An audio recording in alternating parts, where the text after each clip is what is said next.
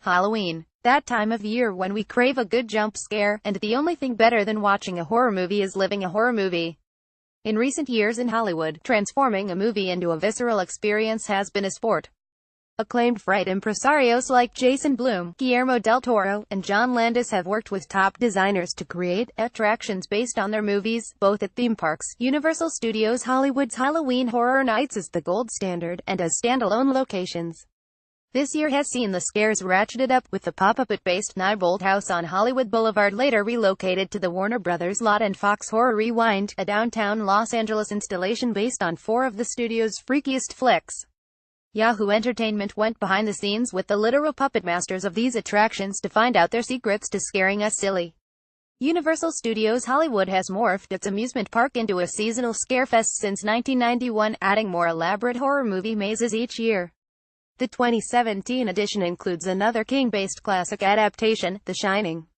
The park's creative director, John Murdy, has helped establish the standard for creating immersive cinematic experiences for attendees, and he took us through his process. I've seen the movie multiple times, but when we realized we were going to be able to do The Shining, I sat down with my notebook and started writing, and it took me 8 hours to go through that movie.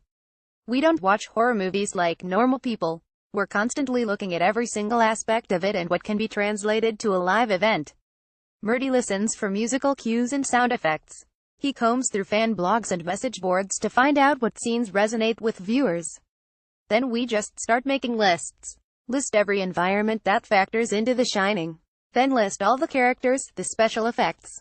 And then, literally take post-it notes and start putting them up on the walls of my office, and then piece together into a post-it note version of the maze. From there, Murdy writes a treatment, about 100 pages per maze, that is both a narrative written from the guest point of view, and a very elaborate technical breakdown of all the elements we need: props, costumes, wardrobe, makeup, audio, lighting. Once that's all set, they construct the maze, making sure to match the feel of the movie, which is often easier said than done. We reproduced that sign for the Overlook Hedge maze. We even created the carpet. The same carpet that's in the movie, we custom created it. We designed it ourselves in the computer and digitally printed it onto carpet so that it could be exactly like the carpet in the movie, which doesn't exist anymore.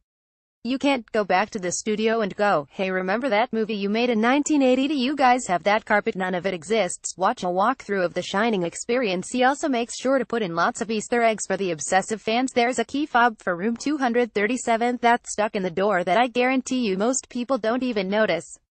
But the fans looking down at the door, they'll see that exact one that was exactly like the one in the film. What it came down to was staying true to Stanley Kubrick's vision, particularly his visuals, and in some cases flat out resist the temptation to have a guy jumping out and scaring you in every scene. We have whole scenes that don't have a single character in them. There's nobody in the bathroom. In 237, there's nobody in the elevator, the blood elevator. There's nobody in the scene with the Grady twins when they appear and disappear in the hallway. That's because that doesn't happen in the movies. We had to find a way to pay off Stanley's visual iconography and be true to that, and still make it scary for people who are coming to a haunted attraction. That was the real challenge. With Universal being a theme park, it has to make sure that each horror attraction, and its cast of performers, can withstand the foot traffic. The Here's Johnny scene has some complicated physical things. We have to play out that scene so every fan who goes through can see it and they all get that moment, but also make sure it's repeatable for the performers that are doing it. They're going to do that about 60,000 times. They'll perform that scene at least 60,000 times. Leatherface scores a trophy at Universal Studios Hollywood's Halloween Horror Nights 2017. Photo: David Sprague. Universal Studios Hollywood. In addition to The Shining, Universal has film-based attractions based on Jason Blum's horrific oeuvre, including Saw, Insidious, and The Purge, a Titans of Terror maze stocked with characters from A Nightmare on Elm Street, Friday the 13th, and the Texas Chainsaw Massacre, and a ghouled-up version of the studio's Tram Tour starring Chucky. Yowl Flot 2. The cursed town of Derry, Maine, was temporarily relocated in Los Angeles this fall, as the 29 Neibolt Street spook house from Stephen King's It was erected at the landmark corner of Hollywood and Vine in advance of the movie. Director Andy Muschietti took a hands-on approach to designing the experience, whose lines extended down the Walk of Fame.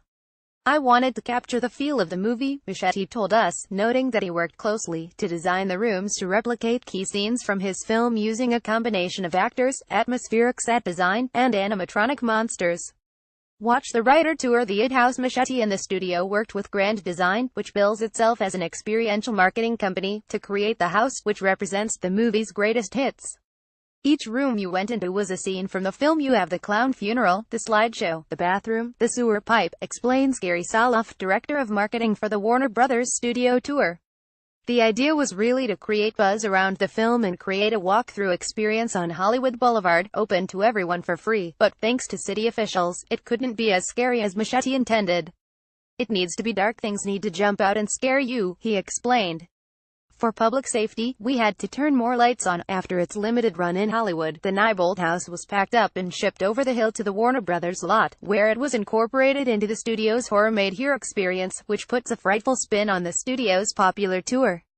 A portion of the backlot was redressed to look like Derry from the movie, with neighboring areas set up like the high school from A Nightmare on Elm Street, and a collection of houses riffing on The Conjuring. We have the Relic Room, we have the Witch, the Crooked Man, the Nun. It's really creepy, says Saloff. I've been through it, like, 6 times, but I still get scared. Be afraid. Be very afraid. While Warner's conceived its Neibolt house as part of a marketing campaign for the motion picture, Fox created Horror Rewind to promote its re-release of classic horror titles on Blu-ray.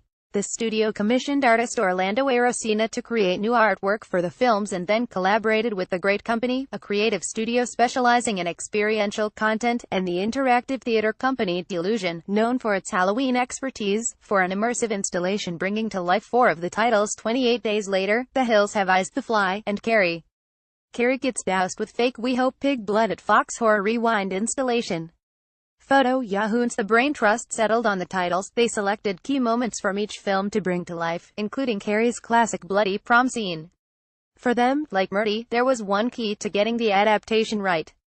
It was a lot of writing, to be honest, and the writing continued changing up until opening night, says Carl Choi of The Great Company, one of the event's producers. Watch a time-lapse video of construction on Halloween Horror Nights. It's storytelling, right, he said.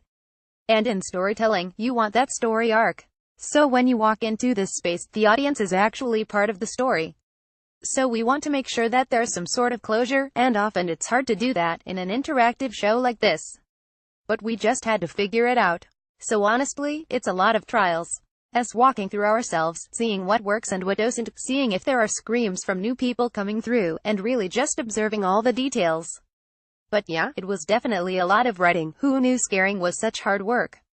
Our picks for the most bonkers horror movie twist endings of all time. Read more from Yahoo Entertainment.